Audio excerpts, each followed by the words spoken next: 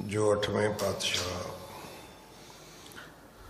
बाला प्रीतम सतगुरु जिस डिठै सब दुख जाए,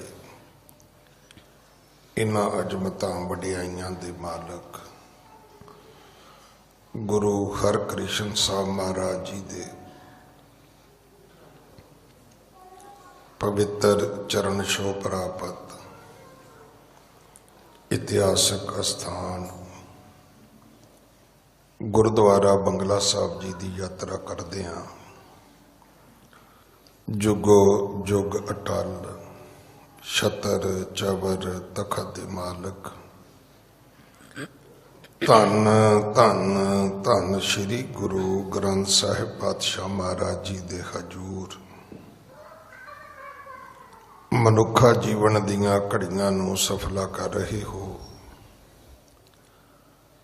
सतगुरु सारियां दी यात्रा सफल करन। हुण समा है गुरु दरबार दे नियम अनुसार गुरु इतिहास दी चल रही लड़ीवार कथा दा अपनियां मन बिरतियां एकागर करो। रसना पवित्र कर दे एक बार सारे उच्चारण करो जी। सतनाम वाहेगुरु जी। ये इतिहास पहले पातशाह जाहर पीर जगत गुरु कल तारण आए श्री गुरु नानक देव महाराज जी का है। प्रसंग है भगत प्रहलाद का। जगत गुरु गुरु नानक साहब महाराज ने धरत लुकाई नूं सोधन वास्ते चार चक 9 खंड पृथ्वी दा उधार किया। इस कलयुग नूं तारिया। सतनाम दा सानू सारियां नूं मंत्र बख्शिया।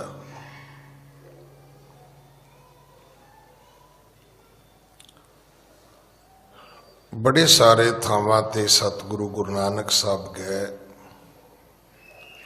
मक्के मदीने भी गए, संगला दीप भी गए, मान सरोवर ते भी गए, समेर पर्वत ते भी गए। सतगुरु पिता महाराज नूं बड़े बड़े ऋषि मुनि वड्डियां उमरां वाले तपस्वी भी मिले। इत्थे प्रसंग है भगत प्रहलाद दा। ये हुण तकरीबन कथा यदि अज पूरी हो जाएगी। भगत प्रहलाद नूं पिता ने मारन दे बड़े यतन कीते, क्योंकि वह भगती करदा सी रब दी।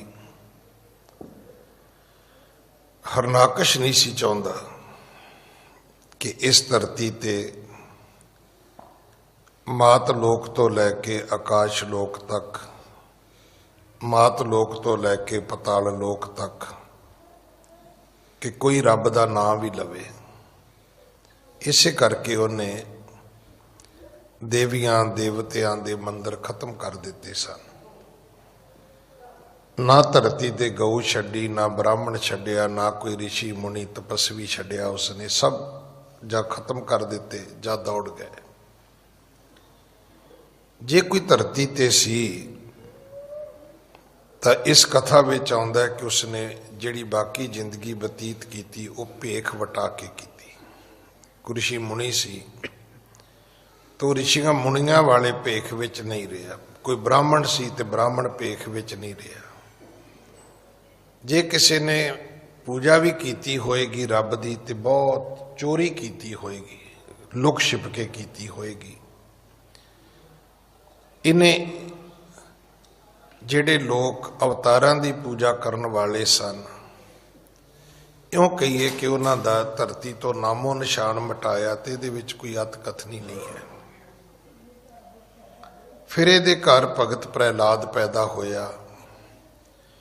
ਜਦੋਂ ਇਸ ਨੇ ਇਸ ਬਾਲਕ ਪ੍ਰਹਿਲਾਦ ਨੂੰ ਮਾਰਨ ਦੀ ਕੋਸ਼ਿਸ਼ ਕੀਤੀ ਹੈ, ਫਿਰ ਨਰਸਿੰਘ ਰੂਪ ਧਾਰਨ ਕਰਕੇ ਥੰਬ ਪਾੜ ਨਿਕਸੇ ਜਗ ਰਾਈ, ਅਧ ਪੁੱਤ ਦਾਰੁਣ ਵੇਖ ਬਣਾਈ, ਦੈਤ ਰਾਜ ਅਵਲੋਕ ਵਿਚਾਰਾ, ਕੋ ਇਹ ਲਖਿਓ ਨਾ ਜਾਏ ਅਕਾਰਾ। ਫਿਰ ਕਹਿੰਦੇ ਥੰਮ ਫਟਿਆ, ਜਿਹੜਾ ਉਸ ਦੇ ਮਹਿਲਾਂ ਦੇ ਵਿੱਚ ਦਰਬਾਰ ਵਿੱਚ ਕੋਈ ਪਿੱਲਰ ਸੀ, ਥੰਮ ਸੀ, ਉਸ ਥੰਮ ਜਿਹੜਾ ਹੈ ਉਹ ਫਟਦਾ ਹੈ। ਉਹਦੇ ਵਿੱਚੋਂ ਨਰਸਿੰਘ ਰੂਪ ਧਾਰਨ ਕਰਕੇ ਪਰਮਾਤਮਾ ਜਿਹੜਾ ਹੈ ਉਹ ਪ੍ਰਗਟ ਹੁੰਦਾ ਹੈ। ਇਸ ਦੈਂਤਾਂ ਦੇ ਰਾਜੇ ਨੇ, ਰਾਖਸ਼ਾਂ ਦੇ ਰਾਜੇ ਹਰਨਾਕਸ਼ ਨੇ ਪਛਾਣਨ ਦੀ ਕੋਸ਼ਿਸ਼ ਕੀਤੀ ਵੀ ਇਹ ਕੌਣ ਹੈ, ਕਿ ਬ੍ਰਹਮ ਹੈ, ਕਿ ਵਿਸ਼ਨੂੰ ਹੈ, ਕਿ ਸ਼ਿਵ ਜੀ ਹੈ, ਜਾਂ ਕੌਣ ਦੇਵੀ ਦੇਵਤਾ ਹੈ, ਇਹ ਕੌਣ ਪ੍ਰਗਟ ਹੋ ਗਿਆ। ਹਾਂਜੀ। ਕੰਪ ਮਾਨ ਤਨ ਪਏ ਵੱਡ ਧਾਰੀ, ਨਿਸਚੈ ਕਰ ਨਾ ਸਕੈ ਸੁਧ ਹਾਰੀ। ਹੁਣ ਇਹਦਾ ਸਰੀਰ ਕੰਬਣ ਲੱਗ ਗਿਆ, ਅੰਦਰ ਇਹਦੇ ਭੈ ਆ ਗਿਆ ਵੀ ਇੱਕ ਜਿਹੜੀ ਸਰੀਰ ਦਾ ਕੰਬਣਾ ਹੈ, ਇਹ ਤੁਹਾਡੀ ਬਾਹਰ ਦੀ ਕਿਰਿਆ ਹੈ। ਅੰਦਰ ਭੈ ਪੈਦਾ ਹੋ ਜਾਣਾ, ਇਹ ਤੁਹਾਡੀ ਅੰਦਰ ਦੀ ਪ੍ਰਕਿਰਿਆ ਹੈ।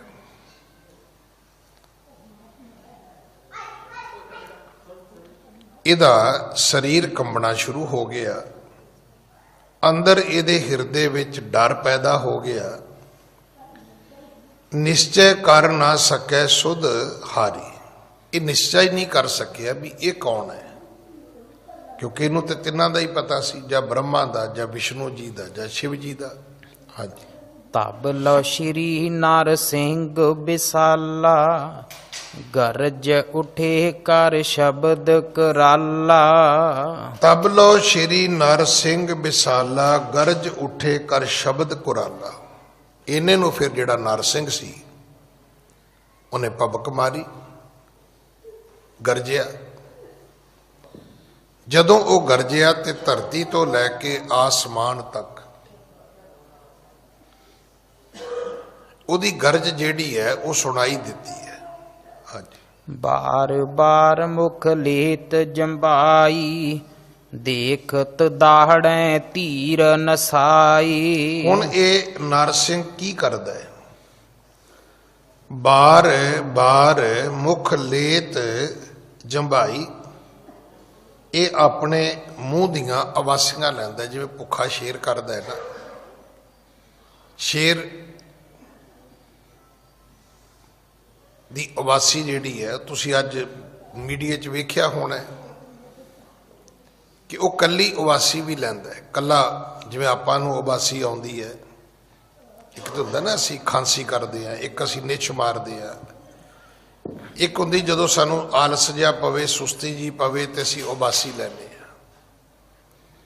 ਜਿਵੇਂ ਸ਼ੇਰ ਉਬਾਸੀਆਂ ਲੈਂਦਾ ਹੈ, ਇਸ ਤਰ੍ਹਾਂ ਜਦੋਂ ਇਹਨੇ ਉਬਾਸੀ ਲਈ ਹੈ, ਬਾਰ ਬਾਰ ਮੁਖ ਲੇਤ ਜੰਭਾਈ, ਇਹਨੇ ਵਾਸੀਆਂ ਲੈਣੀਆਂ ਸ਼ੁਰੂ ਕਰ ਦਿੱਤੀਆਂ, ਜਿਵੇਂ ਭੁੱਖਾ ਹੋਵੇ।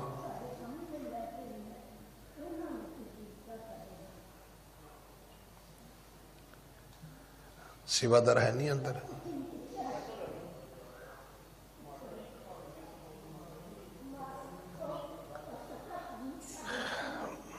ਦੇਖਤ ਦਾੜੈ ਧੀਰ ਨਸਾਈ। ਹੁਣ ਇਹਨੇ ਕੀ ਕੀਤਾ, ਜਦੋਂ ਇਹਨੇ ਦਹਾੜਨਾ ਸ਼ੁਰੂ ਕੀਤਾ ਤੇ ਵੱਡੇ ਵੱਡੇ ਜਿਹੜੇ ਰਾਖਸ਼ ਸੀ ਉਹਨਾਂ ਦਾ ਧੀਰਜ ਜਿਹੜਾ ਸੀ ਉਹ ਨਸ ਗਿਆ। ਹਾਂਜੀ। ਸ਼੍ਰੋਨਤ ਸਰਸੇ ਆਰੁਨ ਲੋਚਨ, ਜੀਬ ਖੜਗ ਸਮ ਜਨ ਦੁਖ ਮੋਚਨ। ਇਹਦੀਆਂ ਅੱਖਾਂ ਅੱਗ ਵਰਗੀਆਂ ਲਾਲ ਨੇ, ਜੀਭ ਇਹਦੀ ਜਿਹੜੀ ਉਹ ਤਲਵਾਰ ਵਰਗੀ ਹੈ, ਜ਼ੁਬਾਨ। इस नरसिंह दियां अखां अग वर्गियां, जबान जिहड़ी वो खड़ग वर्गी है, जन दुख मोचन, जां इउं कह लईए कि ये जीभ दी तलवार दे नाल ये अपने दासां दे दुख कटदा है जिहड़ा नरसिंह है। हाँ जी। रंग शरीर कनक जन तावा, धारन ऊंचो कान उठावा। रंग इहदा कहंदे तपदे होए सोने वर्गा है। एक वो सोना है जिहड़ा तुसीं हत्थां 'च गले 'च गहणियां विच पाउने हो, वो भी गोल्ड है। एक गोल्ड रंग है जिहड़ा तुसीं मुड़ के इहनूं जदों भट्ठी विच पाउने हो, अग विच भी पाओगे तो रंग ते ही रहेगा, पर उसकी चमक बदल जाएगी। जिवें लोहे का रंग अमूमन काला या ब्राउन जिहा हुंदा है, पर जदों तुसीं उहनूं अग ते पाउने हो तो बिल्कुल लाल सुर्ख हुंदा है। जिथे लोहे दीयां फैक्ट्रियां ने उत्थे तुसीं वेखोगे जिथे ढलाई हुंदी है, ये लोहा इवें चलदा है जिवें पानी पाइपां विच चलदा है। इस कदर भी इनू पिघला लिया जाता है। इस तरह सोना भी पिघल जाता है। नरसिंह दा रंग जिहड़ा है तपे हुए सोने वर्गा रंग है, दारुण ऊंचो कान उठावा। ते इहदे जिहड़े कन ने वो उच्चे उच्चे ने, जिवें उच्चे पहाड़ हुंदे ने, ते कन्नां दे विच जिहड़ियां मोरियां ने वो इवें ने जिवें पहाड़ां दे विच खड्डां हुंदियां ने। गिर कंदर सम बदन पसारा, पिरकुटी कुटिल तनख आकारा। किसे वड्डे पहाड़ दी कंदर वर्गा इन्हें अपना बदन पसार लिया, शरीर नूं मुड़ के ने वड्डा कर लिया नरसिंह ने। जदों शरीर वड्डा हो गया तो फिर पिरकुटी कुटल तनख आकारा। हुण जिहड़ियां इहदियां अखां दे परवट्टे जिहड़े ने वो इउं लगदा भी जिवें बहुत वड्डे वड्डे धनुष होण। हाँ जी। कंठ रोम कर तरसत कान को, सुरगतीक बिस्तारियो तन को। इन्हें अपना शरीर इन्ना वधा लिया कि मानो जिवें कहा जाता भी ओ उपर स्वर्ग है। एक कहावत है, स्वर्ग जिड्डा इसने अपना शरीर वधा लिया ते जेड़े गर्दन दे वाल सी वो खड़े कर ले, वो डरावने हो गए। ये अपने गर्दन दे वालां दे नाल भी कंठ रोम कर तरसत घन को, जिवें बदल काले हुंदे ने ना, इस तरह इन्हें वाल खड़े कर ले तो रंग वालां दा जिहड़ा सी वो काला शाह हो गया। उर है आजुत कट जिन छीना, दोनों बाहु विशाल सुपीना। और आजुत छाती इसकी बड़ी चौड़ी है, लक इसका पतला सी। इस नरसिंह का यह रूप है। दोनों बाहों बसाल सुपीना, बाहां जिहड़ियां सी वो बड़ियां लंबियां हो गई, मजबूत बलवान हो गई, जिवें हाथी दियां सुंडां हुंदियां ने। हाथी की सुंड बहुत बलवान होती, सारी ताकत उसकी सुंड विच ही होती है। आपां वेखिआ ट्रकां दे ट्रक, बसां दियां बसां उल्टा दिंदा है, वड्डे वड्डे दरख्त पुट दिंदा है, वड्डियां वड्डियां चीज़ां वो चुक लैंदा है। इहदी बाहां दी ताकत इवें है जिवें हाथी की सुंड होती है, लंबियां बाहां ने। हाँ जी। कुटल बिकट नख अतिशय कोरा, वज्र आद ते अदक कठोरा। हुण कुटल बिकट नख अतिशय कोरा, इस दे जिहड़े नौ ने वो करड़े हो गए, टेढ़े हो गए। तुसीं वेखो कि जिहड़े मासाहारी जीव ने उन्हां दे रब ने दंद इदां दे बनाए ने, जिहड़े पंछी ने उन्हां दीयां चुंझां इदां दीयां बनाईयां ने।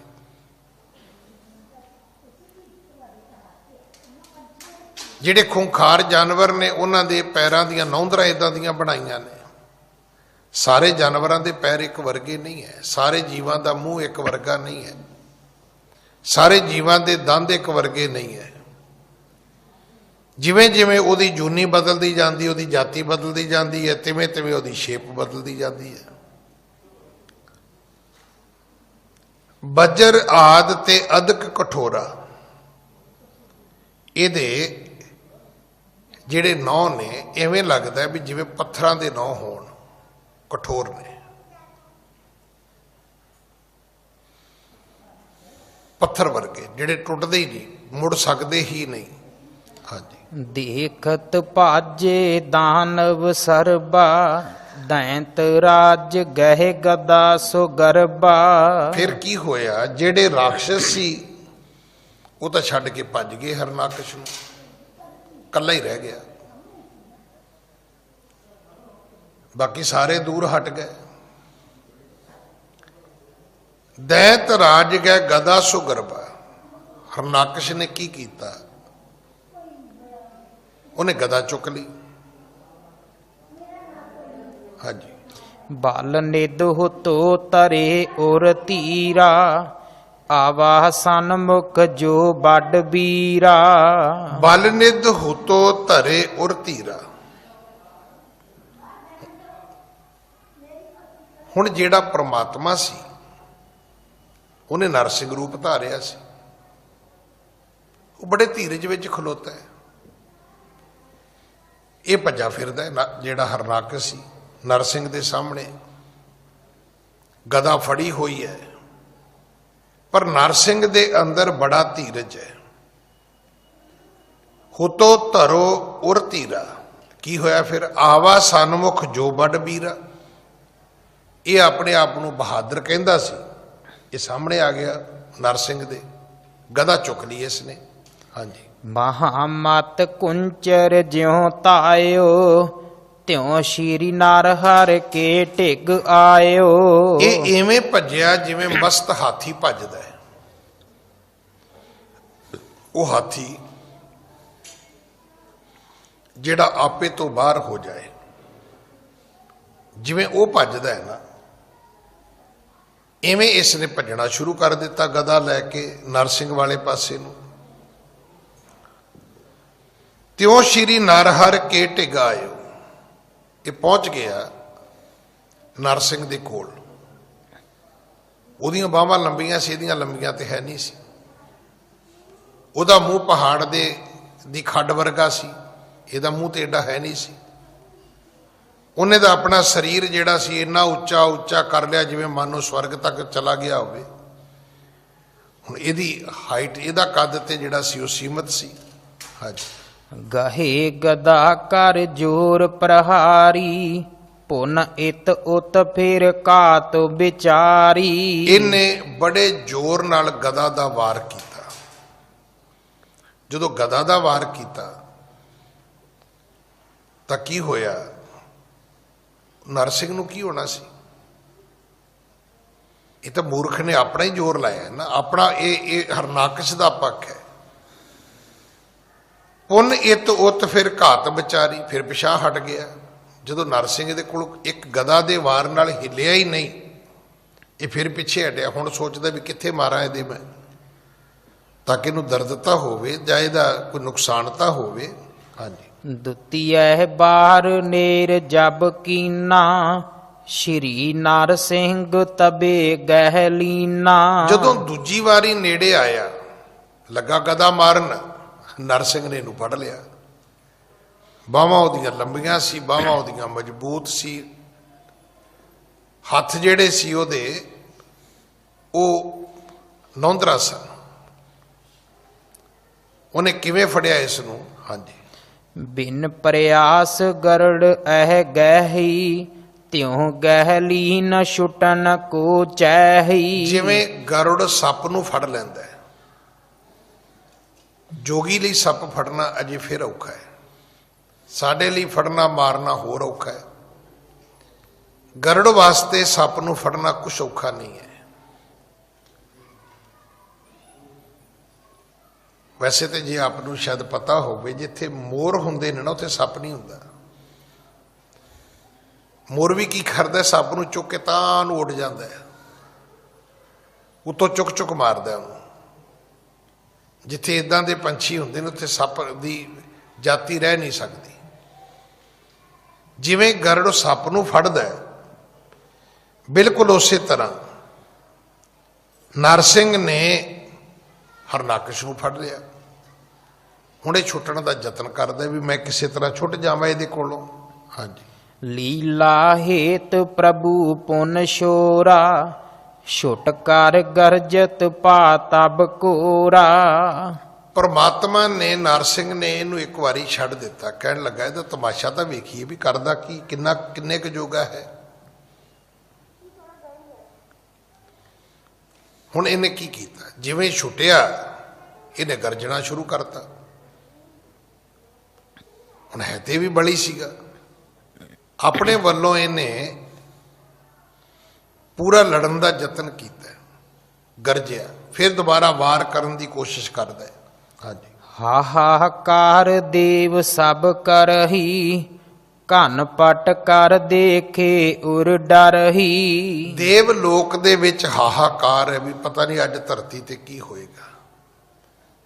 ਕਵੀ ਨੇ ਬੜੇ ਅਲੰਕਾਰੀ ਸ਼ਬਦ ਲਿਖੇ ਨੇ, ਕਹਿੰਦੇ ਉਹ ਬੱਦਲਾਂ ਦੇ ਓਲੇ ਲੋਕ ਲੋਕ ਕੇ ਵਹਿੰਦੇ ਨੇ ਦੇਵਤੇ। ਮਤਲਬ ਇੰਨੇ ਡਰੇ ਸੀ ਹਰਨਾਕਸ਼ ਕੋਲੋਂ ਕਿ ਜਿਵੇਂ ਨਹੀਂ ਹੁੰਦਾ ਬੰਦਾ ਬਹੁਤ ਡਰਿਆ ਹੋਵੇ ਨਾ ਕਿਸੇ ਦੇ ਪ੍ਰਤੀ, ਨਹੀਂ ਤੇ ਆਮ ਅਸੀਂ ਲੜਾਈਆਂ ਤਮਾਸ਼ੇ ਸਾਹਮਣੇ ਖਲੋ ਕੇ ਵੇਖਦੇ ਆ। ਜੇ ਥੋੜਾ ਜਿਹਾ ਡਰ ਹੋਵੇ ਤੇ ਫਿਰ ਅਸੀਂ ਛੱਤਾਂ ਤੇ ਚੜ੍ਹ ਕੇ ਵੇਖਦੇ ਆ, ਥੋੜਾ ਜਿਹਾ ਆਪਣੇ ਆਪ ਨੂੰ ਸੇਫ ਕਰਕੇ ਵੇਖਦੇ ਆ, ਵੇਖਦੇ ਆ। ਤੀਜੀ ਅਵਸਥਾ ਇਹ ਹੈ ਕਿ ਜੇ ਸਾਨੂੰ ਇਹ ਪਤਾ ਹੋਵੇ ਵੀ ਇਹਨੂੰ ਇਹ ਪਤਾ ਲੱਗ ਗਿਆ ਨਾ ਵੀ ਜਦੋਂ ਮੈਨੂੰ ਫੜਿਆ ਸੀ ਤੇ ਇਹ ਬੰਦੇ ਮੇਰੇ ਵੱਲ ਵੇਖਦੇ ਸੀ। ਜਿਹੜੇ ਗੈਂਗਸਟਰ ਹੁੰਦੇ ਨੇ ਨਾ, ਕ੍ਰਿਮੀਨਲ ਲੋਕ ਹੁੰਦੇ ਨੇ, ਉਹ ਇਸ ਗੱਲ ਦਾ ਵੀ ਨੋਟਿਸ ਕਰਦੇ ਨੇ। ਇਸੇ ਕਰਕੇ ਤੁਸੀਂ ਵੇਖੋ ਜਦੋਂ ਗਲੀ ਚੋਂ ਲੰਘੇ ਲੋਕ ਉਦੋਂ ਵੀ ਬੂਹਾ ਬੰਦ ਕਰ ਲੈਂਦੇ ਨੇ, ਜਦੋਂ ਪੁਲਿਸ ਫੜਨ ਆਵੇ ਉਹ ਤਾਂ ਵੀ ਦਰਵਾਜ਼ਾ ਬੰਦ ਕਰ ਲੈਂਦੇ ਨੇ, ਕਿਉਂਕਿ ਐਸੇ ਬੰਦੇ ਦਾ ਜਿਹੜਾ ਤਮਾਸ਼ਾ ਵੇਖੇਗਾ ਜਾਂ ਬਣਾਏਗਾ ਉਹਦੀ ਖੈਰ ਨਹੀਂ ਹੋਇਆ ਕਰਦੀ। ਦੇਵਤੇ ਜਿਹੜੇ ਸੀ ਉਹ ਇੰਨੇ ਡਰੇ ਕਿ ਬੱਦਲਾਂ ਦੇ ਓਲੇ ਹੋ ਕੇ ਲੜਾਈ ਵੇਖਦੇ ਨੇ ਵੀ ਹੁਣ ਕੌਣ ਜਿੱਤਦਾ ਹੈ, ਨਰਸਿੰਘ ਜਿੱਤਦਾ ਹੈ ਕਿ ਹਰਨਾਕਸ਼ ਜਿੱਤਦਾ ਹੈ, ਕੌਣ ਮਰਦਾ ਦੋਵਾਂ ਚੋਂ। ਹਾਂਜੀ।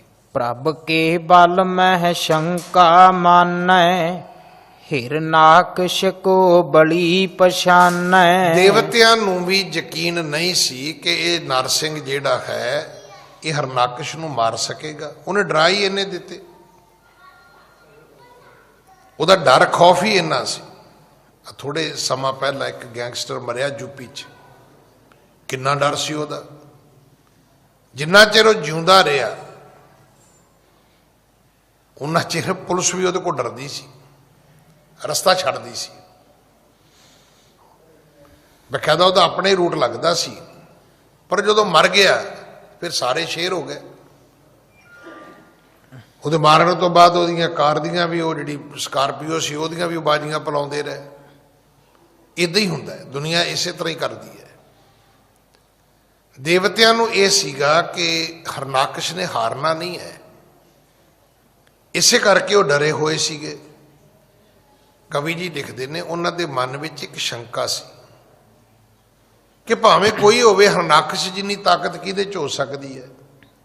ਇਸ ਸ਼ੰਕੇ ਕਰਕੇ ਹੀ ਉਹ ਡਰ ਕੇ ਵੇਂਦੇ ਸੀ। ਤੇ ਜੇ ਉਹਨਾਂ ਨੂੰ ਯਕੀਨ ਹੁੰਦਾ ਵੀ ਹੁਣ ਤਾਂ ਹਰਨਾਕਸ਼ ਬਚ ਹੀ ਨਹੀਂ ਸਕਦਾ ਤੇ ਉਹਨਾਂ ਨੇ ਸਾਹਮਣੇ ਆ ਜਾਣਾ ਸੀ। ਉਹਨਾਂ ਨੇ ਫੁੱਲਾਂ ਦੀ ਵਰਖਾ ਵੀ ਕਰਨੀ ਸੀ, ਫਿਰ ਉਹਨਾਂ ਨੇ ਉੱਥੇ ਸ਼ੰਖ ਵੀ ਪੂਰਨੇ ਸੀ, ਫਿਰ ਉਹਨਾਂ ਨੇ ਘੰਟੀਆਂ ਵੀ ਵਜਾਉਣੀਆਂ ਸੀ, ਫਿਰ ਉਹਨਾਂ ਨੇ ਭਜਨ ਵੀ ਗਾਉਣੇ ਸੀ। ਪਰ ਅਜੇ ਤੇ ਵਿਚਾਰਿਆਂ ਨੂੰ ਆਪਣੇ ਆਪ ਤੋਂ ਸਾਹ ਚੜਿਆ ਹੋਇਆ ਸੀ ਵੀ ਪਤਾ ਨਹੀਂ ਹੋਣਾ ਕੀ ਹੈ। ਉਹਦਾ ਕਾਰਨ ਸਿਰਫ ਇੰਨਾ ਹੈ ਕਿ ਪ੍ਰਭ ਕੇ ਬਲ ਮੈਂ ਸ਼ੰਕਾ ਮਾਨੇ, ਹਿਰਨਾਕਸ਼ ਕੋ ਬਲੀ ਪਛਾਨੇ। ਨਰਸਿੰਘ ਦੀ ਤਾਕਤ ਨੂੰ ਕਮਜ਼ੋਰ ਸਮਝਦੇ ਸੀ, ਹਰਨਾਕਸ਼ ਦੀ ਤਾਕਤ ਨੂੰ, ਸਮਰੱਥਾ ਨੂੰ ਉਹ ਵੱਡਾ ਕਰਕੇ ਮੰਨਦੇ ਸੀ। ਹਾਂਜੀ। ਇਹ ਖੱਗ ਪਤ ਜਿਉ ਖੇਲਣ ਹੇਤਾ, ਲਖਤ ਨ ਕਰਹੀ ਕਿਰਪਾ ਨਕੇਤਾ। ਕਹਿੰਦੇ ਜਿਵੇਂ ਕਈ ਵਾਰੀ ਜਿਹੜਾ ਖੱਗਪਤ ਹੈ, ਪੰਛੀਆਂ ਦਾ ਰਾਜਾ, कौन है? गरुड़। वो फिर सप नूं ना छड्ड दिंदा है। कई बारी वो भी तमाशा करदा, कहंदा चलो वेहने भला की करदा सप। फड़िया फड़ाया हरनाकश नरसिंह ने फिर छड्ड दिता। वेखिए तुसीं करदा की है। एह खग पत ज्यों खेलन हेता लखत न करही कृपा न केता। वो नहीं सी जानते, देवतिਆਂ ਨੂੰ नहीं सी पता कि रब ने ये दोबारा जिहड़ा छड्डिया क्यों छड्डिया। हाँ जी। पुन दन जेछ लए अस ढाला आए ओह प्रभ समीप तत्काला। फिर की होया, हुण ओ अस किरपान खंडो खड़ग अस लैके आ गया। ਜਦੋਂ ਅਸੀਂ ਚੌਪਈ ਦਾ ਪਾਠ ਕਰਦੇ ਹਾਂ ਨਾ, ਸ਼੍ਰੀ ਅਸਪਾਨ, ਉੱਥੇ ਵੀ ਅਸੀਂ ਕਹਿੰਦੇ ਖੜਗਧਾਰੀ, ਇੱਕ ਹੱਥ ਵਿੱਚ ਤਲਵਾਰ ਲੈ ਕੇ, ਇੱਕ ਹੱਥ ਵਿੱਚ ਢਾਲ ਲੈ ਕੇ ਆਇਓ ਪ੍ਰਭ ਸਮੀਪ ਤਤਕਾਲਾ। ਫਿਰ ਆ ਗਿਆ ਨਰਸਿੰਘ ਦੇ ਲਾਗੇ, ਤਲਵਾਰ ਢਾਲ ਲੈ ਕੇ ਆ ਗਿਆ ਵੀ ਢਾਲ ਨਾਲ ਮੈਂ ਇਹਦਾ ਵਾਰ ਰੋਕਾਂਗਾ, ਤਲਵਾਰ ਨਾਲ ਮੈਂ ਇਹਦਾ ਸਿਰ ਵੱਢ ਦਿਆਂਗਾ। ਹਾਂਜੀ। श्री नरसिंह गरज धुन कोरा दारुण कियो चहु और कठोरा। श्री नरसिंह गरज धुन कोरा। रब ने की कीता, नरसिंह ने की कीता। नरसिंह फिर गरजिया, उहदी गरज दी धुनी जिहड़ी है वो आकाश तक गई है। दारुण किए चहू और कठोरा, बड़ी डरावनी आवाज, मतलब आवाज ही इदां दी कढ़ दिती, इन्नी भारी कढ़ दिती कि सब लोग डर गए भी पता नहीं हुण की होएगा। असी बिजली चमकण तो कदे नहीं डरे, कदे कोई डरिया बिजली चमकण तो? जदों बदल गरजदे ने उदों असी चंगे चंगे बंदे कल्ले खलोते खलोते असी 2-4 इंच सुंगड़ जाने आ, खड़े खड़ोते भी पता नहीं की होएगा। हालांकि बिजली चमक चुकी है, बिजली की रफ्तार बड़ी तेज है। उन्हें जिथे डिगना से वो डिग चुकी है। आवाज की स्पीड थोड़ी है, वो बड़ी देर बाद तुहाडे कोल आई है। बिजली ने जो नुकसान जिहदा करना सी कर दिता है। जे बिजली चमकण ते नाल साडा नुकसान नहीं होया ते बदल दे गरजण नाल साडा कदे भी नहीं हो सकदा। वो गिड़गड़ाहट असल विच साडे विच खौफ कौन पैदा करदा है? आवाज। जदों नरसिंह ने उच्ची धुन प्रगट कीती है, सब लोग डर गए। दारुण किए चहू और कठोरा। हाँ जी। दौर गयो दन जे छह ऐसे एह गहलेत मेंढ कै जैसे। दौर गहयो, फिर की सी? नरसिंह ने कली आवाज नहीं पैदा की, उन्हें बिजली वाला काम भी किया। 2 कदम पुटे ते फड़ लिया, उसनों पकड़ लिया दोबारा। किवें पकड़िया? कहते जिवें चूहा डड्डू फड़ लेंदा। इवें फड़ लिया। एह एह कहते ने सप नूं, गह गह कहते ने पकड़ना। बाहां गहे की असीं रोज पढ़ते, गह दा अर्थ होंदा फड़ना। एह कहते ने सप नूं। सप जिवें गह लेत मेंढ कै जैसे, जिवें सप डड्डू फड़े तो उन्होंने किन्नी क देरी लगती है, तो किन्ना औखा काम है। दोबारा फिर रब ने जिहड़ी वो खड़ग ते ढाल लैके फिरदा सी हरनाकश, उन्होंने फिर फड़ लिया। हाँ जी। फरफरात भाजन इत उत को दिड गह लिए न जान दिया कित को। ये बड़ा फड़फड़ाया। फड़फड़ाउणा पंछियां दे वास्ते वरतिया जाता है। जदों आपां पंछी नूं फड़दे आ ना, तो अपने खंभ मारदा है छुट्टण वास्ते, उहनूं कहंदे ने फड़फड़ाउणा। इन्हें बथेरे खंभ मारे अपने, बथेरा इन्हें छुट्टण का यतन किया। इन्हें ਭੱਜਣ ਦਾ ਯਤਨ ਕੀਤਾ ਇਹਨੇ, ਪਰ ਨਰਸਿੰਘ ਨੇ ਐਸਾ ਦ੍ਰਿੜ ਹੋ ਕੇ ਫੜਿਆ ਕਿ ਇਸ ਨੂੰ ਨਾ ਭੱਜਣ ਦਿੱਤਾ ਨਾ ਹਿੱਲਣ ਦਿੱਤਾ, ਆਪਣੇ ਵਸ ਵਿੱਚ ਕੰਟਰੋਲ ਵਿੱਚ ਕਰ ਲਿਆ ਇਸ ਨੂੰ। ਹਾਂਜੀ। ਤਿਹ ਛਿਨ ਸਭਾ ਦੁਆਰ ਕੇ ਥਾਨਾ, ਧਾਰ ਉਰੂ ਪਰ ਸ਼੍ਰੀ ਭਗਵਾਨਾ। ਕੀ ਕੀਤਾ ਨਰਸਿੰਘ ਨੇ? ਜਿਹੜਾ ਹਰਨਾਕਸ਼ ਦਾ ਦਰਬਾਰ ਸੀ ਉਹਦੇ ਦਰਵਾਜ਼ੇ ਦੇ ਵਿੱਚ ਆ ਕੇ ਬਹਿ ਗਿਆ, ਕਿਉਂਕਿ ਕਹਿੰਦਾ ਸੀ ਮੈਂ ਅੰਦਰ ਵੀ ਨਾ ਮਰਾਂ ਬਾਹਰ ਵੀ ਨਾ ਮਰਾਂ। ਉਹ ਬਹਿ ਹੀ ਦਰਵਾਜ਼ੇ 'ਚ ਗਿਆ। ਫਿਰ ਇਹ ਕਹਿੰਦਾ ਸੀ ਮੈਂ ਧਰਤੀ ਤੇ ਨਾ ਮਰਾਂ ਅਸਮਾਨ ਤੇ ਨਾ ਮਰਾਂ। ਉਹਨੇ ਫਿਰ ਆਪਣੇ ਨੂੰ ਪੱਟਾਂ ਤੇ ਰੱਖ ਲਿਆ, ਆਪਣੇ ਪੱਟਾਂ ਤੇ ਲੰਮਾ ਪਾ ਲਿਆ ਤੇ ਇਹਦੇ ਦਰਬਾਰ ਦੀ ਸਰਦਲ ਦੇ ਉੱਤੇ ਨਰਸਿੰਘ ਜਿਹੜਾ ਸੀ ਉਹ ਇਹਨੂੰ ਫੜ ਕੇ ਬਹਿ ਗਿਆ। ਹਾਂਜੀ। ਤੂਰਨ ਨਖ ਸੋਂ ਉਦਰ ਬਿਦਾਰਾ, ਮਹਾਬਲੀ ਇੱਕ ਛਿਨ ਮੈਂ ਮਾਰਾ। ਤੂਰਨ ਨਖ, ਇਹਨੂੰ ਜ਼ਰੂਰ ਚੇਤਾ ਰੱਖਣਾ। ਜੇ ਕੱਕਾ ਪੜਾਂਗੇ ਤੇ ਨੱਕ ਬਣ ਜਾਏਗਾ ਜਿਹਦੇ ਨਾਲ ਸਾਹ ਲਈਦਾ। ਨੰਨੇ ਦੇ ਮਗਰ ਖੱਖਾ ਬੋਲਾਂਗੇ ਤੇ ਫਿਰ ਬਣ ਜਾਣਗੇ ਨਾਖੁਣ, ਨੌ ਸਾਡੇ ਨੌਂਦਰਾ। ਨਰਸਿੰਘ ਨੇ ਨੌਹਾਂ ਦੇ ਨਾਲ, ਆਪਣੀਆਂ ਨੌਂਦਰਾਂ ਦੇ ਨਾਲ ਉਦਰ ਬਿਦਾਰਾ, ਕਹਿੰਦੇ ਇਹਦਾ ਢਿੱਡ ਹੀ ਪੜ ਦਿੱਤਾ, ਇਹਦੀ ਛਾਤੀ ਪੜ ਦਿੱਤੀ ਹੈ। ਮਹਾਬਲੀ ਇੱਕ ਛਿਨਵੇਂ ਮਾਰਾ, ਏਡਾ ਵੱਡਾ ਬਲੀ ਜਿਹਦਾ ਧਰਤੀ ਤੇ ਰਾਜ, ਸਵਰਗ ਤੇ ਰਾਜ, 3 ਲੋਕਾਂ ਦੇ ਵਿੱਚ ਇਹਦੇ ਹੁਕਮ ਚੱਲਦੇ ਸੀ, ਇੱਕ ਛਿੰਡ 'ਚ ਮਾਰ ਦਿੱਤਾ ਰੱਬ ਨੇ। ਰੱਬ ਇਹਨੂੰ ਕਹਿੰਦੇ ਨੇ। ਇਹ ਰੱਬ ਨਹੀਂ ਹੈ ਜਿਹੜਾ ਤੁਸੀਂ ਬਣਾ ਕੇ ਬੈਠੇ ਹੋ ਵੀ ਇੱਕ ਛੋਟੀ ਜਿਹੀ ਫੋਟੋ ਰੱਖ ਲਈ ਘਰ ਵਿੱਚ, ਮੰਦਿਰ ਬਣਾ ਕੇ, ਪੂਜਾ ਮੰਦਿਰ ਤੇ ਕਹਤਾ ਜੀ ਇਹ ਰੱਬ ਹੈ। ਇਹ ਰੱਬ ਨਹੀਂ ਹੈ, ਇਹ ਰੱਬ ਦੇ ਖਿਡੌਣੇ ਨੇ।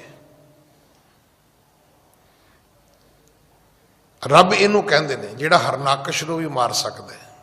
ਤੇ ਮਾਰਨ ਲੱਗਿਆਂ ਉਹਨੂੰ ਵਰ ਪਾਉਣ ਲੱਗਿਆਂ ਲੱਖਾਂ ਸਾਲ ਲੱਗੇ ਸੀ। ਗਡੰਦਿਆਂ 6 ਮਾਹ, ਤੁੜੰਦਿਆਂ ਇੱਕ ਖਿਣੋ। ਇਹਦੇ ਬੜੇ ਵੱਡੇ ਅਰਥ ਨੇ,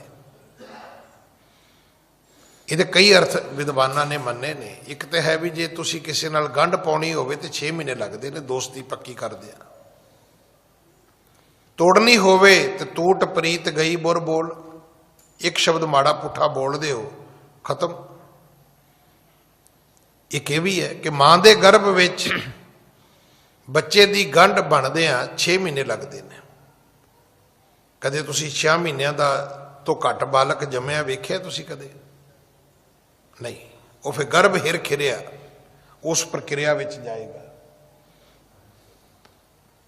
ਪਰ 6 ਮਹੀਨੇ ਤੋਂ ਵੱਡਾ ਬੱਚਾ ਪੈਦਾ ਹੋ ਜਾਂਦਾ ਹੈ ਧਰਤੀ ਤੇ, ਕਿਉਂਕਿ ਉਹਦਾ ਸਾਰਾ ਸਰੀਰ ਆਕਾਰ ਬਣ ਚੁੱਕਿਆ ਹੁੰਦਾ ਹੈ। 7ਵਾਂ ਬੱਚੇ ਤੇ ਆਮ ਹੀ ਤੁਰੇ ਫਿਰਦੇ ਨੇ। ਹੁਣ ਤੇ ਉਹ ਨਰਸਾਂ ਤੇ ਨਰਸਿੰਗ ਹੋਮ ਆ ਗਏ ਨਾ। ਜਦੋਂ ਦਾਈਆਂ ਦੇ ਰਾਹੀਂ ਘਰਾਂ 'ਚ ਬੱਚੇ ਪੈਦਾ ਹੁੰਦੇ ਸੀ ਤੇ ਕੀ ਕਹਿੰਦਾ, ਬੁੱਢੀਆਂ ਮਾਈਆਂ ਤਾਂ ਬੋਲ ਹੀ ਦਿੰਦੀਆਂ ਸੀ। ਜੇ ਕਹਿਣਾ ਨਾ ਵੀ ਕਾਕਾ ਕਮਜ਼ੋਰ ਹੈ, ਕਹਿੰਦੇ ਹਾਂ ਹਾਂ 7ਵਾਂ ਜੂ ਹੈ। ਹਾਲਾਂਕਿ ਜਿਹੜਾ ਸਮਾਂ ਪੂਰਾ ਹੈ ਉਹ ਹੈ 10ਵੀਂ ਮਾਸੀ ਹੁਕਮ ਬਾਲਕ ਜਨਮ ਲਿਆ। ਬੱਚੇ ਦੇ ਜਨਮ ਦਾ ਟਾਈਮ ਜਿਹੜਾ 10 ਮਹੀਨੇ ਹੈ। ਪਰ 7 ਮਹੀਨਿਆਂ ਤੋਂ ਬਾਅਦ ਅਮੂਮਨ ਕਈ ਵਾਰੀ ਕੋਈ ਸਰੀਰਕ ਕਮਜ਼ੋਰੀ ਹੋਵੇ ਤੇ ਮਾਂ ਤੋਂ ਬੱਚੇ ਦਾ ਜਨਮ ਹੋ ਜਾਂਦਾ ਹੈ। ਪਰ 6 ਮਹੀਨਿਆਂ ਦੇ ਵਿੱਚ ਸਰੀਰ ਬਣਦਾ ਹੈ। ਤੁੜੰਦਿਆਂ ਹਿੱਕ ਖਿਣੋ, ਸਰੀਰ ਬਣਦਿਆਂ ਬੰਦਿਆਂ ਤੇਰੇ 6 ਮਹੀਨੇ ਲੱਗਦੇ ਨੇ। ਪਰ ਜੇ ਸਰੀਰ ਨੂੰ ਖਤਮ ਕਰਨਾ ਹੋਵੇ, ਮੌਤ ਇੱਕ ਛਿਣ ਮਾਤਰ ਸਮੇਂ 'ਚ ਹੁੰਦੀ ਹੈ। ਸਵਾਲ ਇਹ ਨਹੀਂ ਕਿ ਬੱਚਾ 6 ਮਹੀਨੇ ਦਾ 81 ਸਾਲ ਦਾ ਬੰਦਾ ਹੈ। ਜਦੋਂ ਮਰਨਾ ਸਕਿੰਟ ਵਿੱਚ ਹੀ ਹੈ। ਜੇ ਤੁਸੀਂ ਕਹੋ ਨਾ ਵੀ ਹਸਪੀਟਲ 5 ਸਾਲ ਰਿਹਾ, ਉਹ 5 ਸਾਲ ਉਹਦੇ ਮਰਨ ਦੇ ਨਹੀਂ ਹੈ, 5 ਸਾਲ ਉਹਦੇ ਦੁੱਖ ਭੋਗਣ ਦੇ ਨੇ। ਮਰਨ ਲੱਗਿਆ 5 ਸਾਲ ਨਹੀਂ ਲੱਗਦੇ। ਮੈਂ ਆਪਣੇ ਅੱਖਾਂ ਨਾਲ ਮੌਤ ਵੇਖੀ ਹੈ। ਜਿਹੜੀ ਲਾਸਟ ਪ੍ਰਕਿਰਿਆ ਹੈ ਨਾ, ਉਹ ਸਿਰਫ ਆ ਜਿਹੜਾ ਮੂੰਹ ਹੈ ਉਹ ਇੱਕ ਵਾਰੀ ਪੂਰਾ ਖੁੱਲਦਾ ਹੈ ਬਸ। ਇਸੇ ਕਰਕੇ ਅਮੂਮਨ ਜਦੋਂ ਬੰਦਾ ਮਰ ਜਾਏ ਤੇ ਉਹਦੇ ਨਾ ਇੱਥੋਂ ਠੋਡੀ ਤੋਂ ਲੈ ਕੇ ਸਿਰ ਨੂੰ ਬੰਨ੍ਹ ਦਿੱਤਾ ਜਾਂਦਾ ਵੀ ਉਹਦਾ ਮੂੰਹ ਖੁੱਲਾ ਨਾ ਰਹੇ। ਬੰਦਾ ਮਰਦਾ ਖੁੱਲੇ ਮੂੰਹ ਨਾਲ ਹੀ ਹੈ, ਪਰ ਉਹਨੂੰ ਬੰਨ੍ਹ ਦਿੱਤਾ ਜਾਂਦਾ। ਥੋੜੇ ਟਾਈਮ ਜਿਵੇਂ ਸਰੀਰ ਠੰਡਾ ਹੋਏਗਾ, ਫਿਰ ਜਿੱਥੇ ਉਹਦੀ ਮੂੰਹ ਦੀ ਹੋਏਗੀ ਉਸ ਵੇਲੇ ਉਹ ਉੱਥੇ ਹੀ ਖਲੋ ਜਾਏਗਾ। ਬੋਡੀ ਠੰਡੀ ਹੋਣ ਤੋਂ ਬਾਅਦ ਦੁਬਾਰਾ ਮੂੰਹ ਨਹੀਂ ਖੁੱਲਦਾ ਆਪਣੇ ਆਪ, ਫਿਰ ਹੱਥ ਪੈਰ ਵੀ ਨਹੀਂ ਮੁੜਦੇ। ਪਰਮਾਤਮਾ ਨੇ ਇੱਕ ਛਿਣ ਮਾਤਰ ਸਮੇਂ ਵਿੱਚ ਵੱਡੇ ਮਹਾਬਲੀ ਨੂੰ ਖਤਮ ਕਰ ਦਿੱਤਾ, ਮਾਰ ਦਿੱਤਾ। ਹਾਂਜੀ। ਨਹਿ ਅੰਤਰ ਨਹਿ ਬਾਹਰ ਕੀਨਾ, ਦਿਓਸ ਨ ਨਿਸਾ ਜਬੇ ਹਨ ਦੀਨਾ। ਜਦੋਂ ਮਾਰਿਆ ਨਾ ਇਹ ਅੰਦਰ ਸੀ ਨਾ ਇਹ ਬਾਹਰ ਸੀ, ਨਾ ਇਹ ਧਰਤੀ ਤੇ ਸੀ ਨਾ ਇਹ ਆਸਮਾਨ ਤੇ ਸੀ। ਹਾਂਜੀ। ਨਹਿ ਧਰਨੀ ਨਹਿ ਅੰਬਰ ਮਾਹੀ, ਜਿयत ਮ੍ਰਿਤਕ ਦੋ ਬਿਦ ਨਖ ਨਾਹੀ। ਇਸੇ ਕਰਕੇ ਇਹਨੂੰ ਮਾਰਿਆ ਕਾਹਦੇ ਨਾਲ? ਇਹਨੂੰ ਮਾਰਿਆ ਗਿਆ ਨੌਹਾਂ ਨਾਲ। ਜੀਅਤ ਮ੍ਰਿਤਕ, ਜਦੋਂ ਇਹ ਮਰਿਆ ਉਸ ਵਕਤ ਦੀ ਜਿਹੜੀ ਇਹਦੀ ਅਵਸਥਾ ਹੈ ਕਿ ਇਹ ਬਿਦ ਨਖ ਨਾਹੀ। ਕਵੀ ਜੀ ਨੇ ਦੀ ਜਦੋਂ ਵਿਆਖਿਆ ਕੀਤੀ ਹੈ ਕਿ ਇਹਨੂੰ ਪਰਮਾਤਮਾ ਨੇ ਨੌਂਦਰਾਂ ਨਾਲ ਮਾਰਿਆ। ਇਹ ਜਿਹੜੇ ਨੌ ਸੀ ਜਾਂ ਨੌਂਦਰਾਂ ਸੀ, ਇਹ ਜਿਉਂਦੇ ਹਨ। ਕੀ ਆਪ ਜੀ ਨੂੰ ਪਤਾ ਹੈ? ਆ ਜਿਹੜੇ ਨਾਖੂਨ ਨੇ ਹੁਣ ਆਪਣੇ ਸਰੀਰ ਦੇ ਨਾਲ ਨੇ, ਤੁਸੀਂ ਇਹਨਾਂ ਨੂੰ ਕੱਟ ਕੇ ਵੇਖਿਓ ਜੀ। ਉਸ ਤੋਂ ਬਾਅਦ ਇਹ 16 ਜਿਹਨੇ ਤਿੱਖੇ ਹੋ ਜਾਂਦੇ ਨੇ। ਇਸ ਕਰਕੇ ਨਾ ਇਹਨੂੰ ਕਿਸੇ, ਜਦੋਂ ਇਸ ਨੂੰ ਮਾਰਿਆ ਗਿਆ ਗੰਧਰਵ ਕਿੰਨਰ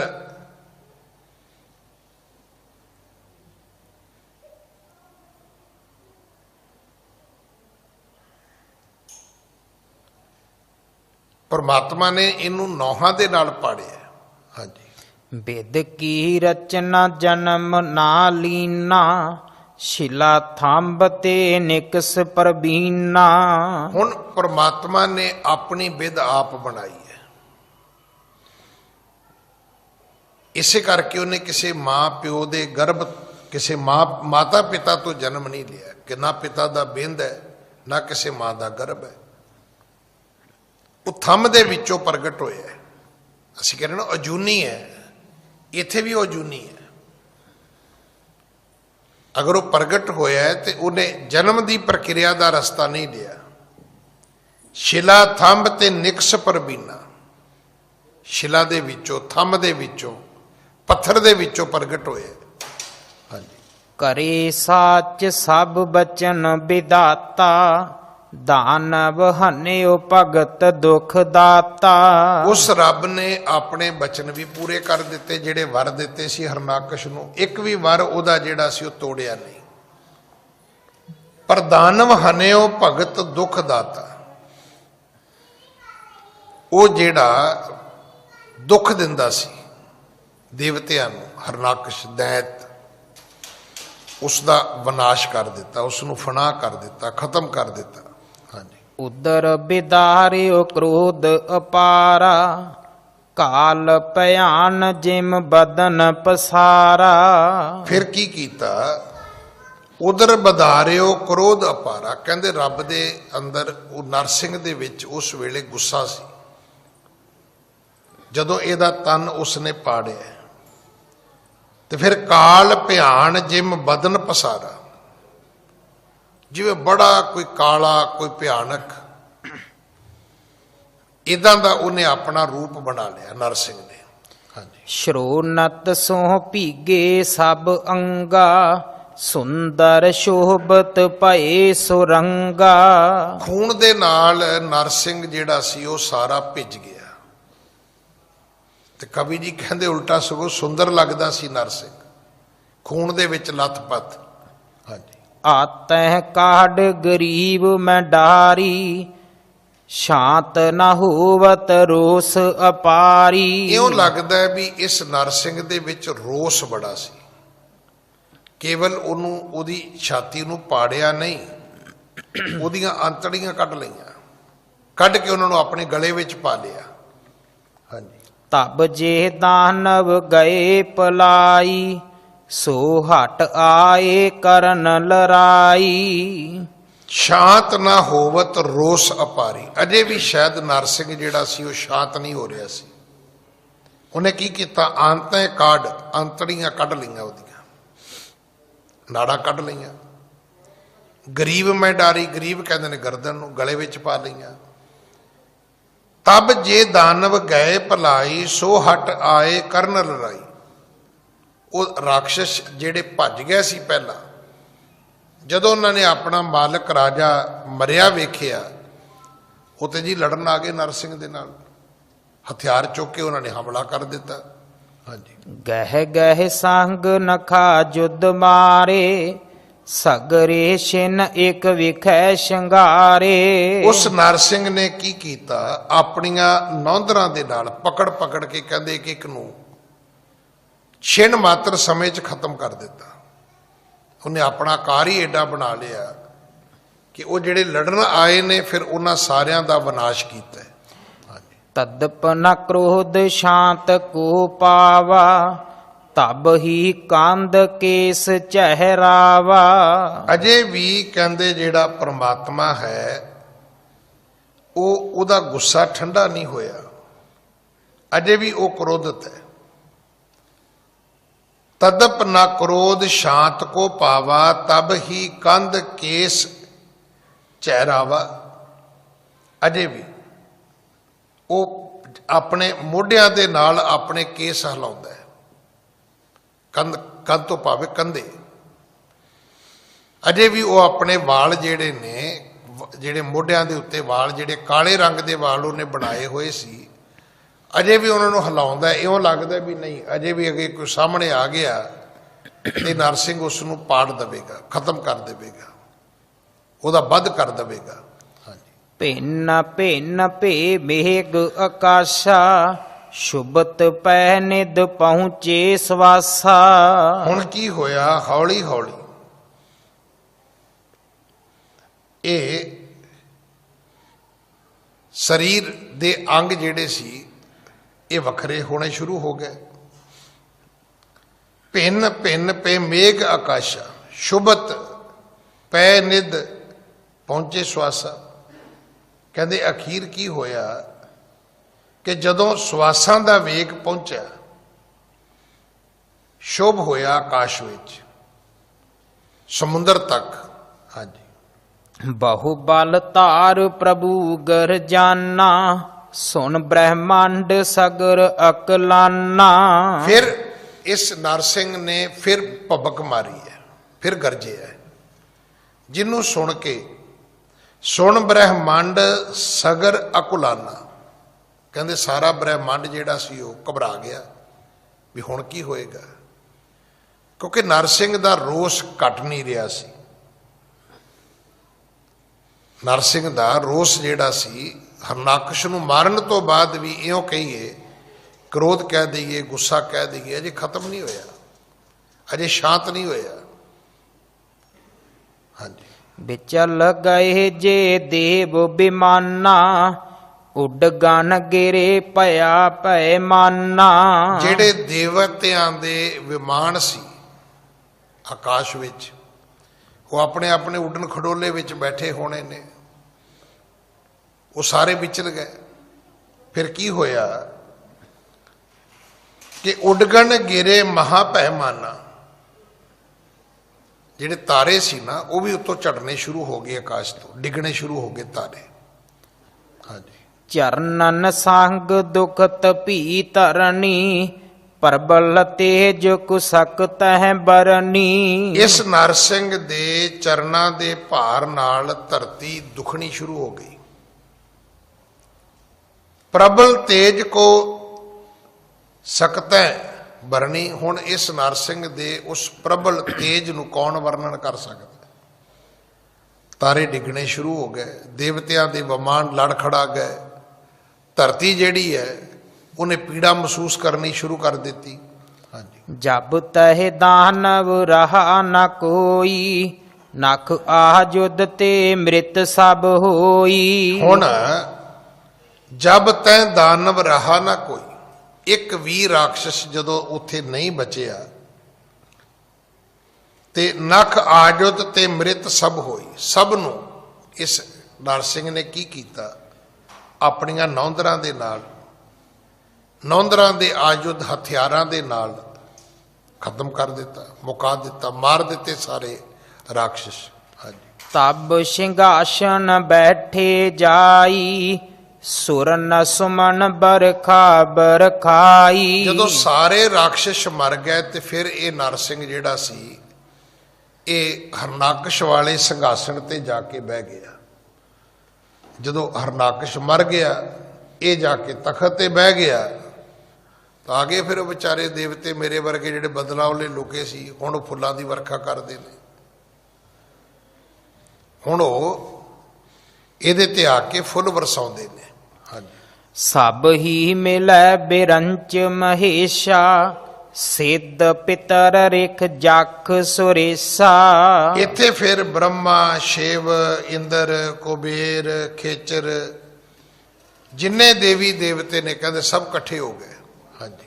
ਧਨਦ ਆਦ ਵਿਦਿਆ ਧਰ ਜੇਤੇ, ਆਏ ਸਭੈ ਬਿਲੋਕਣ ਹੇਤੇ। ਇੱਥੇ ਜਿਹੜੇ ਸਿੱਧ ਸੀ, ਪਿਤਰ ਰਿਖ ਸੀ, ਜਖ ਸੀ, ਸੁਰੇਸ਼ ਸੀ, ਧਨਦ ਆਦ ਵਿਦਿਆ ਧਰ, ਇਹ ਸਾਰੇ ਇੱਥੇ ਇਕੱਠੇ ਹੋ ਗਏ, ਸਾਰੇ ਪਹੁੰਚ ਗਏ ਇੱਥੇ। ਹਾਂਜੀ। ਦੇਖ ਸਰੂਪ ਨ ਡਰ ਉਰ ਥੋਰਾ, ਪਿਖਿਓ ਨ ਜਾਤ ਭਿਆਨਕ ਕੋਰਾ। ਰੱਬ ਦੇ ਇਸ ਡਰਾਉਣੇ ਰੂਪ ਨੂੰ ਵੇਖ ਕੇ ਸਾਰੇ ਹੀ ਤਰਾਉਂਦੇ ਨੇ। ਖੂਨ ਦੇ ਨਾਲ ਸਰੀਰ ਇਹਦਾ ਲੱਥਪੱਥ ਹੈ। ਗਲ ਵਿੱਚ ਇਹਨੇ ਹਰਨਾਕਸ਼ ਦੀਆਂ ਆਂਤੜੀਆਂ ਦੀ ਜਿਹੜੀਆਂ ਨਾੜੀਆਂ ਨੇ, ਜਾਂ ਜਿਹਨੂੰ ਪੇਟ ਦਾ ਤਾਣਾ ਪੇਟਾ ਕਹਿੰਦੇ ਆ, ਉਹ ਇਹਨੇ ਆਪਣੇ ਗਲੇ ਵਿੱਚ ਪਾਇਆ ਹੋਇਆ। ਇਸ ਡਰਾਉਣੇ ਰੂਪ ਨੂੰ ਵੇਖ ਕੇ ਸਾਰੇ ਡਰਦੇ ਨੇ। ਹਾਂਜੀ। ਆਏ ਨ ਸਕੈ ਸਮੀਪ ਬਹੋਰੀ, ਖਰੇ ਦੂਰ ਦੋਨੋਂ ਕਰ ਜੋਰੀ। ਕੋਈ ਨੇੜੇ ਨਹੀਂ ਆਉਂਦਾ, ਸਾਰੇ ਦੋ ਹੱਥ ਜੋੜ ਦੂਰ ਖਲੋਤੇ ਨੇ।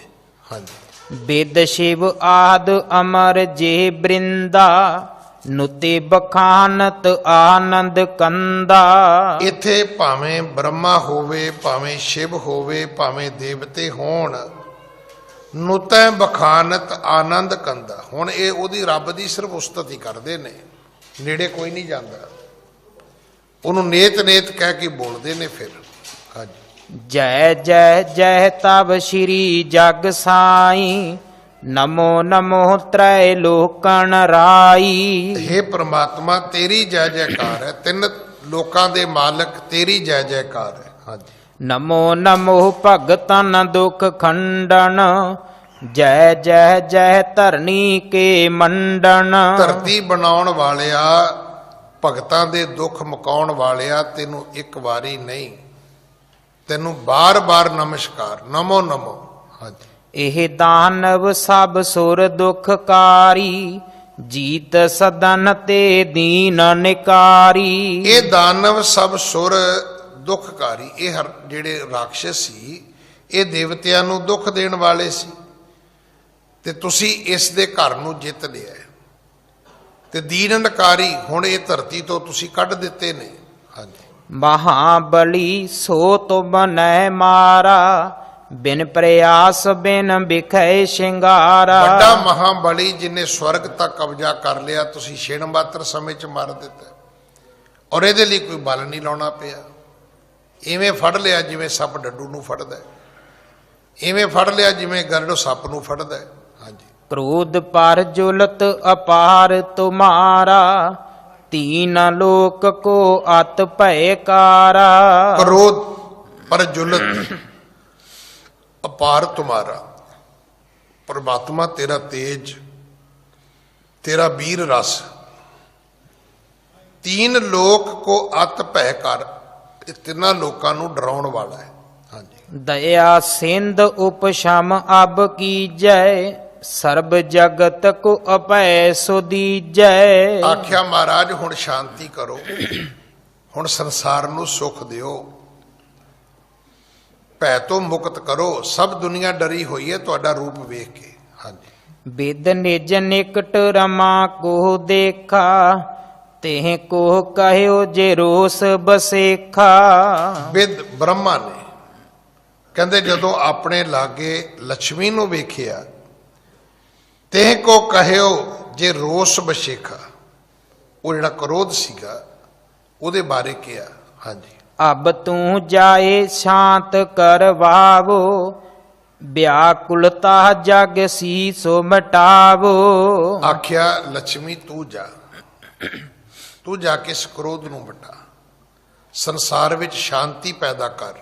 ਹਾਂਜੀ। ਨਿਕਟ ਜਾਏ ਬਹੁਰੋ ਫਿਰ ਆਈ, ਰਮਾ ਦੁਰਹਿਨ ਸੰਗ ਗਿਰਾ ਅਲਾਈ। ਹੁਣ ਇਹ ਗਈ ਤੇ ਜ਼ਰੂਰ ਹੈ, ਪਰ ਇਹਨੇ ਵਾਪਸ ਆ ਕੇ ਫਿਰ ਬ੍ਰਹਮਾ ਨੂੰ ਕਿਹਾ।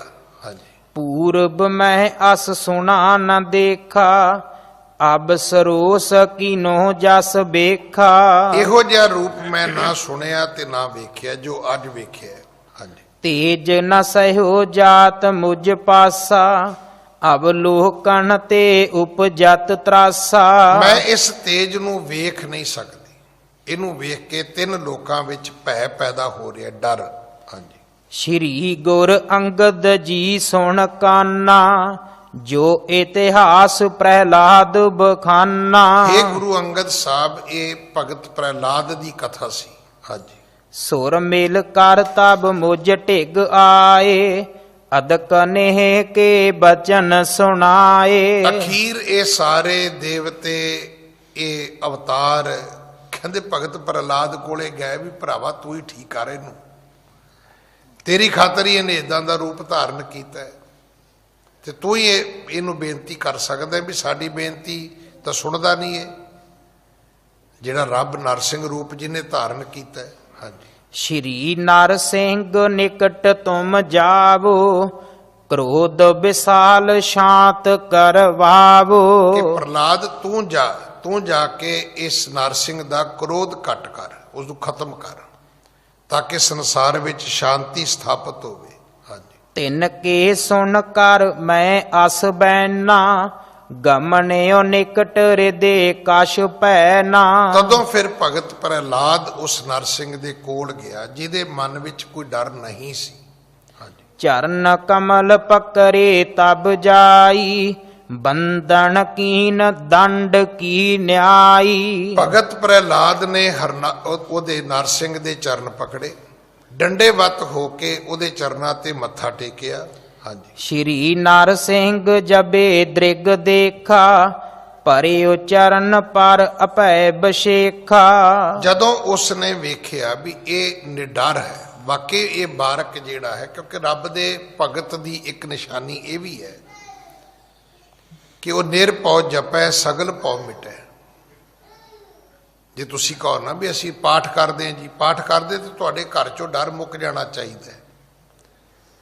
ਤੇ ਜੇ ਤੁਹਾਡੇ ਘਰ ਵਿੱਚ ਡਰ ਹੀ ਡਰ ਹੈ, ਮਤਲਬ ਜੇ ਟਰੱਕ ਵੇਖੋ ਤੇ ਉਹਦੇ ਥੱਲੇ ਵੀ ਜੁੱਤੀ ਬੱਧੀ ਹੋਈ ਹੈ, ਜੇ ਘਰ ਵੇਖੋ ਉਹਦੇ ਉੱਤੇ ਤੌੜੀ ਟੰਗੀ ਹੋਈ ਹੈ, ਜੇ ਬੱਚੇ ਦਾ ਮੂੰਹ ਵੇਖੋ ਤੇ ਉਹਦੇ ਤੇ ਕਾਲਾ ਤੇਲ ਲੱਗਿਆ ਹੋਇਆ ਹੈ, ਜੇ ਬੰਦੇ ਦੀ ਬਾਹ ਫੜੋ ਤੇ ਮੋਢੇ ਤੇ ਤਵੀਤ ਬੱਧਾ ਹੋਇਆ, ਤੇ ਕਾਹਦਾ ਪਾਠ ਕਰਦੇ ਆਪਾਂ ਭਾਈ? ਬਾਣੀ ਪੜ੍ਹਨ ਨਾਲ ਇਹ ਡਰ ਮੁੱਕ ਜਾਣੇ ਚਾਹੀਦੇ ਨੇ। ਜੇ ਡਰ ਨਹੀਂ ਮੁੱਕੇ ਤੇ ਇਹਦਾ ਅਰਥ ਹੈ ਵੀ ਅਸੀਂ ਨਾ ਬਾਣੀ ਪੜ੍ਹੀ ਤੇ ਨਾ ਸਾਡੇ ਤੇ ਅਸਰ ਹੋਇਆ, ਉਹ ਸਮਾਂ ਪਾਸ ਹੋ ਗਿਆ ਸਾਡਾ। ਹਾਂਜੀ। ਗਹਿ ਕਰ ਤਬ ਉਠਾਵ ਜਗਦੀਸ਼ਾ, ਕਰ ਅਰਬਿੰਦ ਤਾਰ ਕਰ ਸੀਸਾ। ਤਦੋਂ ਨਰਸਿੰਘ ਨੇ ਇਸ ਭਗਤ ਪ੍ਰਹਿਲਾਦ ਨੂੰ ਚੁੱਕਿਆ ਤੇ ਇਹਦੇ ਸਿਰ ਤੇ ਹੱਥ ਰੱਖਿਆ। ਹਾਂਜੀ। ਸੰਗ ਸਨੇਹ ਪਲੋਸਤ ਮਾਥਾ, ਉਠ ਉਸਤਤ ਮੈਂ ਕੀਏ ਜਗਨਾਥਾ। ਕਹਿੰਦੇ ਮੇਰਾ ਮਸਤਕ ਪਲੋਸਿਆ ਨਰਸਿੰਘ ਨੇ, ਤੇ ਫਿਰ ਮੈਂ ਉਸ ਰੱਬ ਦੀ ਉਸਤਤ ਗਾਈ। ਹਾਂਜੀ। ਉਮਗਿਓ ਪ੍ਰੇਮ ਹਿਰਦੇ ਕਉ ਭਾਰੀ, ਲੋਚਨ ਤੇ ਸਰਵੀ ਜਲ ਤਾਰੀ। ਤੇ ਪ੍ਰੇਮ ਹਿਰਦੇ ਉਰ ਕੋ ਬੋ ਭਾਰੀ, ਲੋਚਨ ਤੇ ਸ਼ਰਵ ਹੀ ਜਲ ਧਾਰੀ। ਕਹਿੰਦੇ ਅੱਖਾਂ ਤੋਂ ਜਲ ਵਹਿ ਤੁਰਿਆ ਕਿ ਪ੍ਰਮਾਤਮਾ ਤੂੰ ਏਡਾ ਵੱਡਾ, ਏਡਾ ਨੇੜੇ ਹੈ, ਇੰਨਾ ਡਾਢਾ ਹੈ ਤੂੰ। ਕਹਿੰਦੇ ਮੈਂ ਉਹਦੀ ਕੀਰਤੀ ਗਾਈ ਹੈ, ਮੇਰੀਆਂ ਅੱਖਾਂ ਤੋਂ ਪਾਣੀ ਵਗ ਰਿਹਾ ਸੀ। ਹਾਂਜੀ। ਭਗਤ ਵਛਲ ਪਰ ਬ੍ਰਹਮ ਸੁਆਮੀ ਦੀਨ ਬੰਦ ਪ੍ਰਭ ਅੰਤਰ ਜਾਮੀ। हे ਪ੍ਰਮਾਤਮਾ ਤੂੰ ਭਗਤ ਵਸ਼ਲ ਹੈ, ਤੂੰ ਦੀਨਾ ਬੰਧੂ ਹੈ, ਤੂੰ ਅੰਤਰਜਾਮੀ ਹੈ।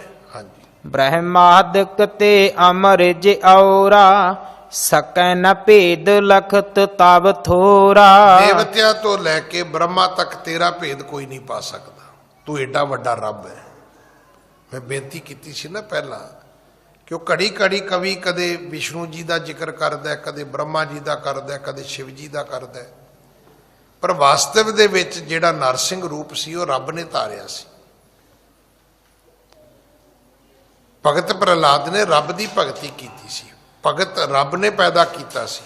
ਹਾਂਜੀ। ਕਹੇ ਬੇਅੰਤ ਸ਼ਰਤਰ ਵਿਦਿਆ ਅਪਰਾ ਮੈਂ ਦਾਨਵ ਕਹਿ ਲੇਖੇ ਬਪੁਰਾ। ਕਹੇ ਬੇਅੰਤ ਸ਼ਰੁਤ ਵਿਦਿਆ ਅਪਰਾ ਮੈਂ ਦਾਨਵ ਕੇ ਲੇਖੇ ਬਪੁਰਾ। ਕਹਿੰਦੇ ਮੈਂ ਕਿਸ ਲੇਖੇ ਵਿੱਚ ਸੀਗਾ? ਉਹਨਾਂ ਰਾਖਸ਼ਾਂ ਦੇ ਵਿੱਚ ਮੇਰੀ ਕਿਹੜੀ ਥਾਂ ਸੀ ਕੋਈ? ਹਾਂਜੀ। ਔਰ ਨਹੀਂ ਕੋ ਗਤ ਜਾਨੀ ਨਿਸਚੇ ਮੈਂ ਇੱਕ ਰੀਤ ਪਛਾਨੀ। ਕਹਿੰਦੇ ਮੈਂ ਔਰ ਨਹੀਂ ਕੋ ਗਤ ਜਾਣੀ, ਕੋਈ ਹੋਰ ਗੱਲ ਮੈਂ ਨਹੀਂ ਜਾਣੀ, ਪਰ ਇੱਕ ਰੀਤ ਨੂੰ ਪਹਿਚਾਣਿਆ। ਹਾਂਜੀ। ਕਿਹ ਪ੍ਰਕਾਰ ਨ ਰੀਜੋ ਆਪੂ ਕਰੋ ਭਗਤ ਪਿਖ ਕੈ ਦੁਖ ਖਾਪੂ। ਰੱਬ ਨਹੀਂ ਰੀਝਦਾ ਕਿਸੇ ਗੱਲੋਂ, ਭਗਤੀ ਕਰੋ ਰੀਝ ਜਾਏਗਾ, ਖੁਸ਼ ਹੋ ਜਾਏਗਾ ਤੁਹਾਡੇ ਤੇ। ਅੱਜ ਵੀ ਤੁਸੀਂ ਵੇਖੋ ਲੋਕ ਜੇ ਰਿਸ਼ਵਤ ਲੈ ਕੇ ਖੁਸ਼ ਹੁੰਦੇ ਹੋਣ, ਗਿਫਟ ਲੈ ਕੇ ਖੁਸ਼ ਹੁੰਦੇ ਹੋਣ, ਤੇ ਫਿਰ ਤਾਂ ਗੱਲ ਹੀ ਖਤਮ ਹੋ ਜਾਏ। ਨਹੀਂ, ਜਦੋਂ ਵੀ ਕੋਈ ਮਨੁੱਖ ਪ੍ਰਭਾਵਿਤ ਹੋਏਗਾ ਉਹ ਤੁਹਾਡੇ ਦੋ ਅੱਖਰਾਂ ਤੋਂ ਹੋਏਗਾ, ਤੁਹਾਡੇ ਦੋ ਸ਼ਬਦਾਂ ਤੋਂ ਹੋਏਗਾ, ਤੁਹਾਡੇ ਬੋਲੇ ਹੋਏ ਬੋਲਾਂ ਤੋਂ ਹੋਏਗਾ। ਵਿਗਾੜ ਵੀ ਇਦਾਂ ਹੀ ਹੁੰਦਾ। ਮਤ ਸੋਚੋ ਕਿ ਕੋਈ ਪੈਸੇ ਮਾਰ ਲੇ ਤੇ ਵਿਗਾੜ ਹੁੰਦਾ, ਨਹੀਂ ਹੁੰਦਾ, ਫਿਰ ਵੀ ਨਹੀਂ ਹੁੰਦਾ। ਵਿਗਾੜ ਉਦੋਂ ਹੁੰਦਾ ਜਦੋਂ ਅਗਲਾ ਕਹਿੰਦਾ ਜਾਂ ਮੈਂ ਨਹੀਂ ਦੇਣੇ, ਕਰ ਲਾ ਮੇਰਾ ਜੋ ਕਰਨਾ, ਉਦੋਂ ਵਿਗਾੜ ਹੁੰਦਾ। ਤੇ ਜੇ ਅਗਲਾ ਕਹੇ ਨਹੀਂ ਭਰਾ ਜੀ ਤੁਹਾਨੂੰ ਪਤਾ ਨਹੀਂ ਮੇਰੀ ਹਾਲਤ ਕੀ ਹੈ। ਕਦੇ ਜ਼ਿੰਦਗੀ 'ਚ ਮੈਨੂੰ ਰੱਬ ਨੇ ਸਮਰੱਥਾ ਦਿੱਤੀ ਤੇ ਮੈਂ ਦੁੱਧ 'ਚ ਧੋ ਕੇ ਪੈਸੇ, ਕੱਚੀ ਲੱਸੀ 'ਚ ਧੋ ਕੇ ਪੈਸੇ ਤੁਹਾਡੇ ਵਾਪਸ ਕਰਾਂਗਾ ਮੈਂ। ਹਾਂਜੀ। 10 ਗੁਣ ਸੰਜੁਤ ਜੋ ਦਿਜ ਹੋਈ ਭਗਤ ਬਹੀਨ ਪਰਸੀਦ ਨ ਕੋਈ। 10 ਗੁਣ ਸੰਜੁਤ ਜੋ ਦਿਜ ਹੋਈ, 10 ਗੁਣ ਹੋਣੇ ਚਾਹੀਦੇ ਨੇ ਜਿਹਦੇ ਵਿੱਚ। ਭਗਤ ਬਹੀਨ ਪ੍ਰਸੀਦ ਨਾ ਕੋਈ। 10 ਗੁਣਾਂ ਦੇ ਵਿੱਚ ਵੀ ਕੋਈ ਪੰਡਤ ਹੋਵੇ, ਪਰ ਇਹ ਚੇਤਾ ਰੱਖਣਾ ਭਗਤੀ ਤੋਂ ਬਿਨਾਂ ਰੱਬ ਫਿਰ ਵੀ ਨਹੀਂ ਰੀਝਦਾ। 10 ਗੁਣ ਮਨੁੱਖ ਦੇ ਵਿੱਚ ਹੋਣ ਤਾਂ ਵੀ ਕੋਈ ਫਰਕ ਨਹੀਂ ਪੈਂਦਾ। ਰੱਬ ਰੀਝਦਾ ਹੈ ਭਗਤੀ ਤੋਂ, ਕਿਉਂਕਿ ਗੋਬਿੰਦ ਭਾਉ ਭਗਤ ਦਾ ਭੁੱਖਾ। ਸਤਿਗੁਰੂ ਕਿਰਪਾ ਕਰਨ। ਅਗਲੀ ਕਥਾ ਆਪਾਂ ਕੱਲ ਗੁਰੂ ਕੀ ਗੋਦ ਵਿੱਚ ਬੈਠ ਕੇ ਸੁਣੀਏ। ਅੱਜ ਸਮਾਂ ਸਮਾਪਤ ਹੈ। ਭੁੱਲਾਂ ਬਖਸ਼ੋ ਜੀ, ਫਤਿਹ ਬੁਲਾਓ। ਵਾਹਿਗੁਰੂ ਜੀ ਕਾ ਖਾਲਸਾ, ਵਾਹਿਗੁਰੂ ਜੀ ਕੀ ਫਤਿਹ।